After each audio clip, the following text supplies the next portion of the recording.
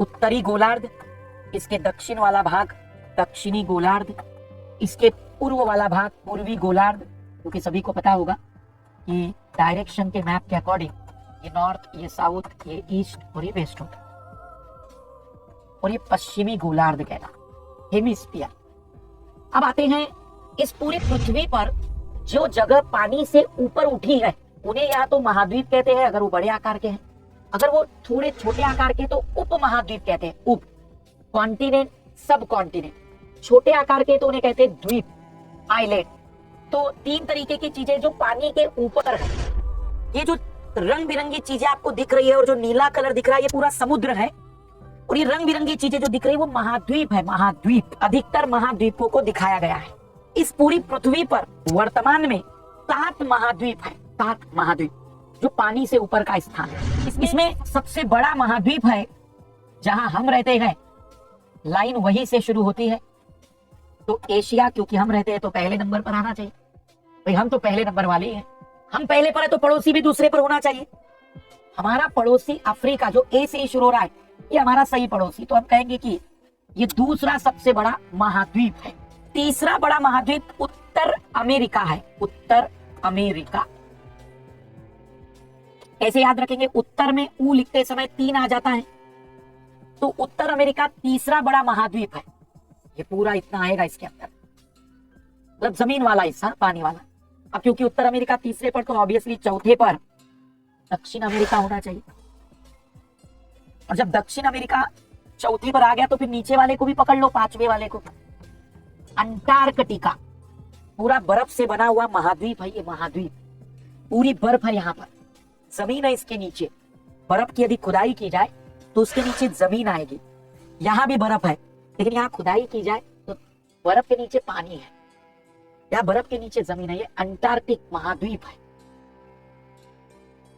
5वें नंबर का। फिर यूरोप, 6 अक्षर है यूरोप में, तो ये 6वें नंबर का है।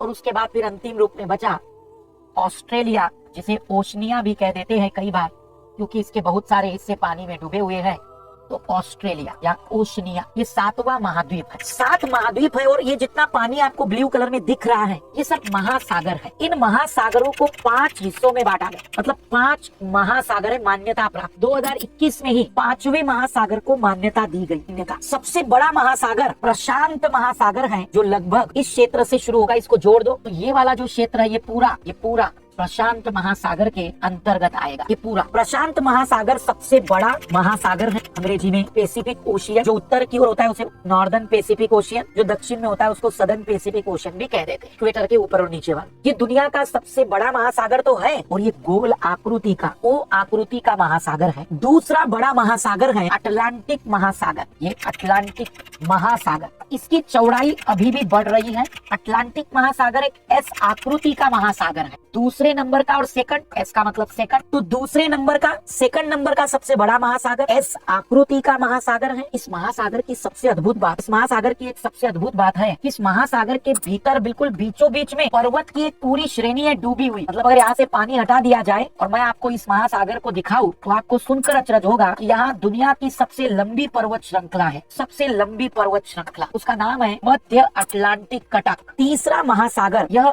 एम आकृति का महासागर, एम आकृति। पहला ओ आकृति का है, दूसरा एस आकृति का है, तीसरा एम आकृति का महासागर है। यह हिंद महासागर हिंदी में, लेकिन अंग्रेजी में इंडियन ओशियन है। इंडियन ओशियन दुनिया का इकलौता महासागर जिसका नाम किसी राष्ट्र के नाम पर रखा। चौथे नंबर का जो महासागर है जिसको अभी मान्यता दी गई पिछले ही साल, ये जो महासागर है ना, ये वाला जो महासागर ये हिस्सा है, ये चौथे नंबर का महासागर है जिसको दक्षिणी महासागर कहते हैं। दक्षिणी महासागर, चौथा बड़े आकार का महासागर, दक्षिणी महासागर अंटार्कटिक महाद्वीप के ऊपर वाला। और ये वाला जो हिस्सा है छोटा सा, ये कहलाता है आर्कटिक महासागर। आर्कटिक महासागर सबसे लोएस्ट टेम्परेचर वाला और सबसे कम गहरा आर्कटिक महासागर।